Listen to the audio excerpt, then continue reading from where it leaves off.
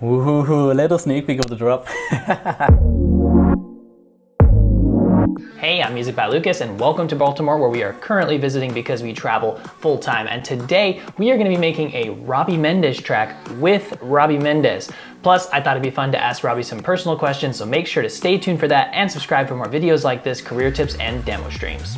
All right, Robbie, how do we start this track? Yeah, so this track, it was actually quite fun. It's a remix of Jason Derulo. So this is a remix that was on Future House Music. Yeah, it's not like an official, it was just more like a, no, they thought like we were looking for a nice remix to upload, as in an unofficial remix. Yeah. And then they reached out to me if I want to do it. And yeah, I was absolutely down for it. Sick. So how did you start it? So for this break, I started with a very aggressive bass, the one I also use in my Jonas Aiden remix. Nice. It's actually a preset from your sound bank. Sick. Man. Which one? So, the Next Generation one? Yeah, I believe it's from the Next Generation. Yeah, Volume 3. And it sounds like this. Yeah. Anyways, that was like the fundamental of the bass, because I think it's like really thick. And I added a breeze bass underneath, as in for the low frequencies. And then lastly, I added this one on top. It's like almost like a future house, old school sound to it, you know? And I combined everything. So really you are creating like the framework of it. You started with the bass and then you're kind of adding like atmospheric elements and you're building around this vocal, right? Exactly, yeah, exactly. I always like these atmospheric sounds. So for example, I have this ambience going on. Now this sounds really like loud, but what I did here is I made like short automation clips, which you can see here. And I just made an automation of the volume, so check it out. So it instantly has like a rhythm to it. These little elements gives that extra touch. I love that little attention to detail and like really trying to find the vibe, because from my experience, that's the best part of a song, is the vibe. And you know, you can make the coolest melody and you can make like just crazy sounds, but if the vibe isn't there, you really can't connect to it, you know? Of course, and it's also, some people think like, you have to like invest super much time to create something fancy, but in fact you saw how easy it is. I just made a little automation of the volume. From there on I have the fundamental ready to build slowly to the build up and the drop. Did you start with the break, like is that what you usually start with and then you move to the build up and the drop, or is it always different? I just listen to the vocal and just play with the piano to try to find like different chords or like some sort of melody. And from there on, I just build. I think that's the most easy way. Some people prefer to start directly in a drop. I like to have a little like introduction, like, I don't know, it's just melodies and chords. It's just a good start for the fundamental, really. And let's talk about the build-up. So how do you move from this break section into the build-up? What's your technique? Yeah, so in this case, I wanted to keep the break really short so I can easily go fast into the build. And what I wanted to have instantly is a really unique kind of sound. So what I took is like it's a sample from Splice, and it's actually a flute, but I reversed it. Sick. So let me show you the difference. So this is the real sample. And I was like, oh, that sounds nice, but let's see what happens when I reverse it. So that's a good trick, to sometimes reverse things to see what happens. Yeah. And then this came. This gives like such an organic, unique feeling, and I was like, oh, that should be really in the build. Yeah. And some snares and claps to keep the rhythm going. Yeah, I always like to make my build-ups in like A and B. So the A part is like a bit introduction to the rhythm and stuff. And then I keep like a little gap over here. And then you go to the B part and speed everything up. And that's like the classic Robbie Mendez, is like to stop it after 4 bars and then have it go crazy for the next 4 bars. Yeah, exactly. Like specifically in club songs, I do that all the time. And then of course the vocal is on top to fill up the whole spectrum. Run away, run away, run away, run away. I know that I should.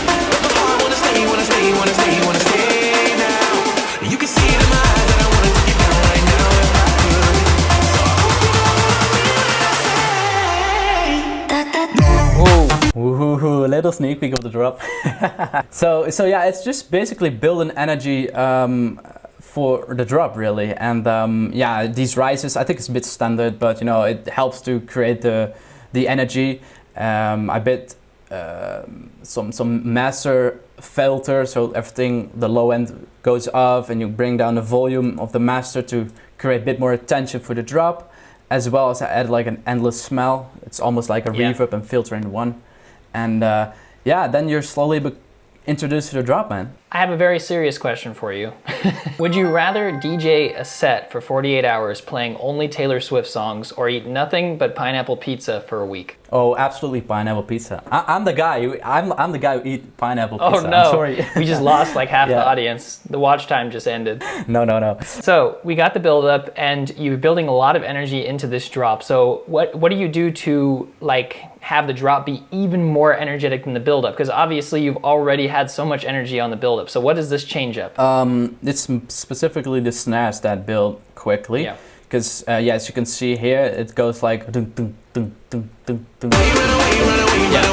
And then from this part, actually everything doubles. And usually I have the introduction of the lead, but in this case I haven't. So the drop is like coming out of a surprise. And I think that's also why this works really well. Normally you would introduce the lead into the build-up, you know? But in this case I didn't, because the vocal had like the intention, what I was looking for. And yes, sometimes I also use this. Surpriser. And then the last bar, it is like a sub drop. It looks like you also have a lot of automations too, right? So you just have a lot of fine detailing. I have this filter for the master, which is simply a simple one.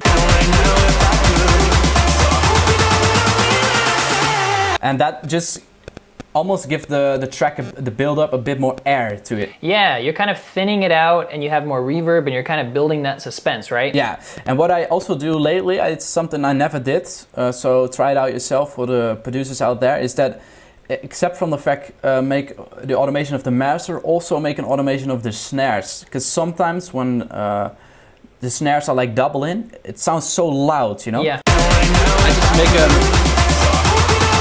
an automation of the snares, but also at the uplifters to bring them slowly down to not overload your ears, basically. I kind of like that because you're kind of like, again, you're adding to the suspense because you're slowly taking it away and it kind of makes it sound like it's drifting off into the distance. And then when the drop hits, it just smacks. Yeah, then it's like really into your face. And it seems like not a big change, but these little things make actually the difference. So what do you hope that Sinterklaas brings you this year? I was actually hoping on the new PlayStation 5. What games are you playing? I'm sorry, but I still play Fortnite. I have to say sorry because a lot of people be like, really? I play Animal Crossing, so it's if you want to come to my island, let me know. Lauren designed the entire thing. But anyways, in the end, it's just built into the drop. And what I like for a remix, what I always try to create is use the vocal in the drop. Because usually the artist of, now in this case it's an unofficial, but if you make an official remix, the artist likes to bring back the vocal in the drop, you know, like it gives an extra touch to it. These stuff what you can see here, all vocal chops.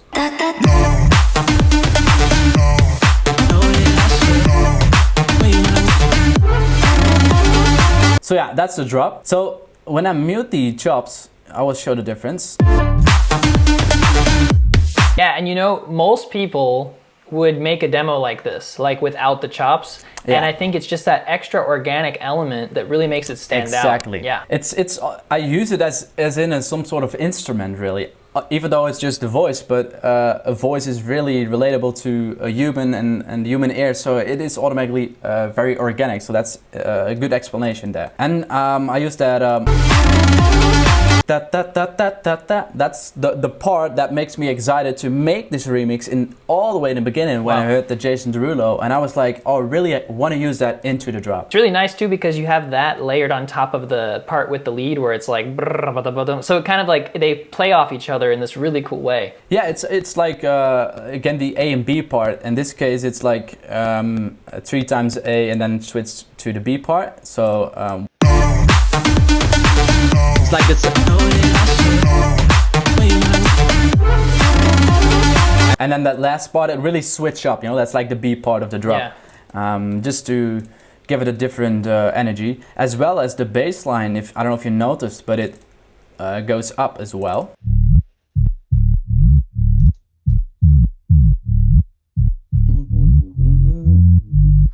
That really gives an extra emotion to it. Yeah, and again, a lot of people would just loop that first 2 bars of the bass. You know what I mean? Dun, dun, Yeah. dun, dun, Yeah. dun. And the thing is, it's important that every 4 bars to every 8 bars, you have these switch ups so that, you know, it doesn't sound so repetitive. Once I have the rhythm and the bass ready, you can easily fill it in with little percussions, the vocal chops and all that stuff, because the groove is set, which is super important. Sometimes when I listen to demos, I really feel like you have so many cool elements, but there's no groove. Just focus on the main elements, and from there on add these extra touch to it. Yeah, I feel like a lot of artists kind of maybe focus on creating like a big lead or a big, you know, something like that, but they forget about the foundational, the groove part of the track, which really is what kind of makes the whole track sound amazing at the end. If I'm gonna play this right now without the lead, it has such a groove.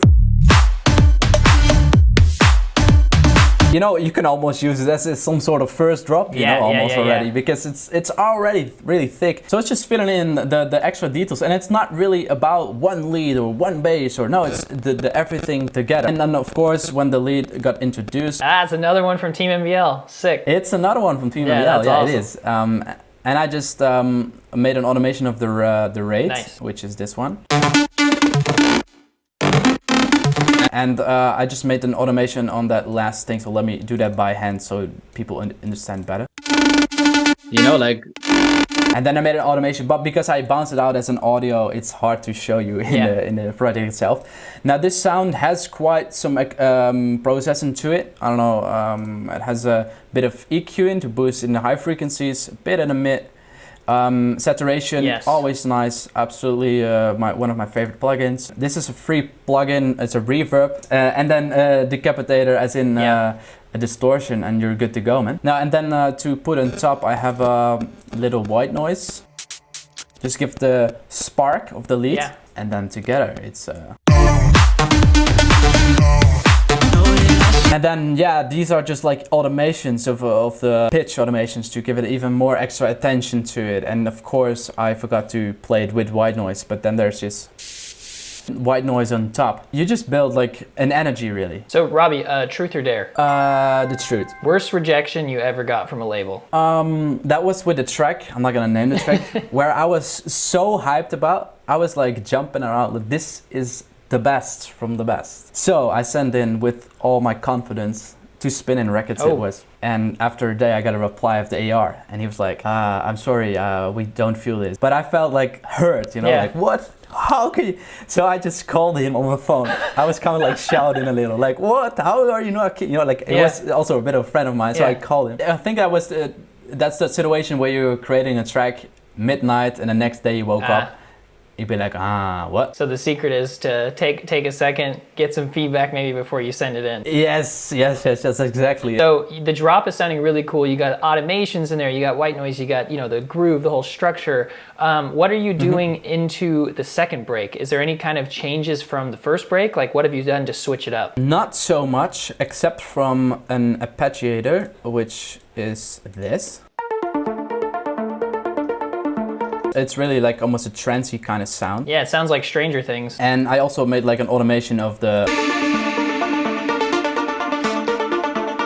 to give it a bit more movement. That's the thing about automation. Yeah, it makes it come alive, you know? It makes it not stay so stagnant. And I don't want to promote, but I have a video coming up on my YouTube channel about automation clips. Go subscribe to Robbie Mendez's YouTube channel if you haven't already, link in description. Thanks, man. So yeah, that's basically the only switch of what I did, except from the build-up, because there I looped another part of the vocal.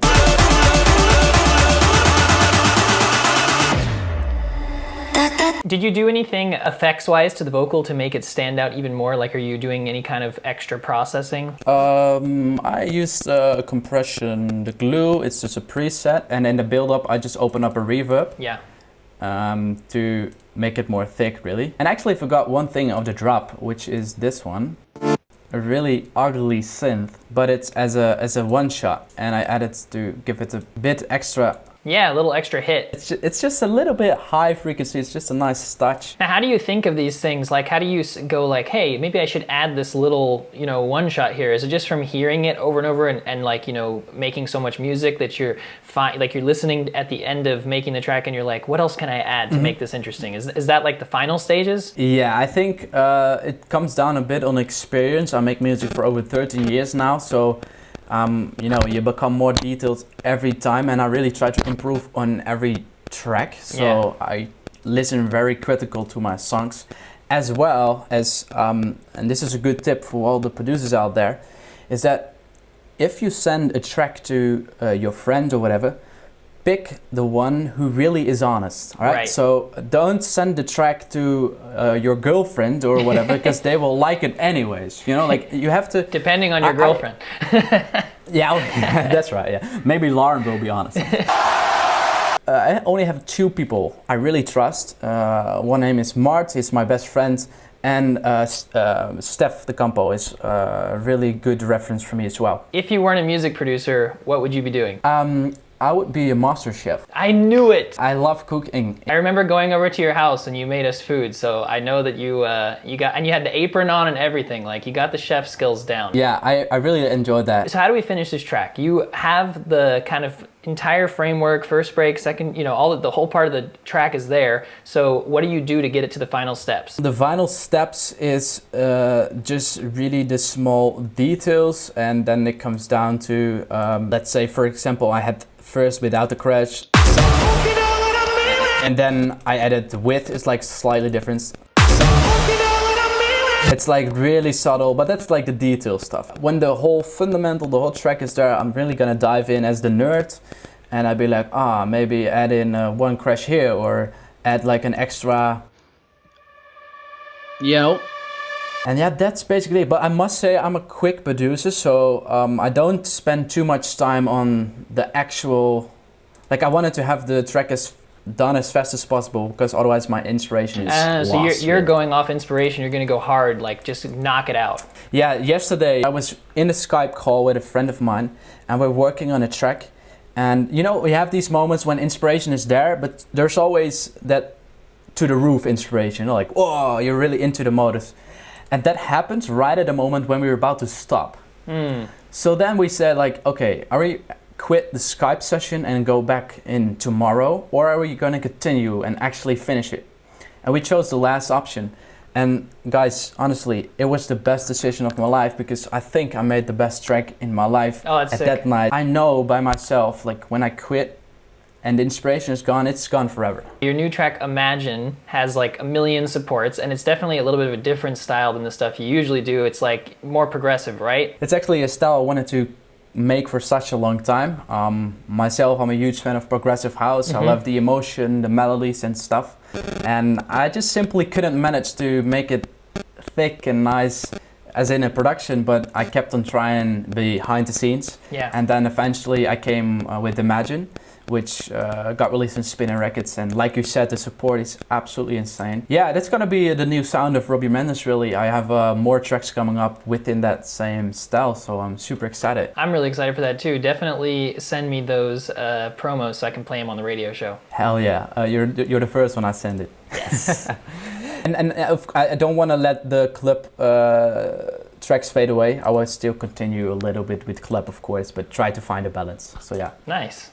Make sure to comment which artist you want me to make a video with next, and make sure to like this video if you like Robbie Mendez. Become an official member of my team to start working together with me exclusively. Subscribe here and to Robbie Mendez, and now you have to choose which of these 2 videos you want to watch next.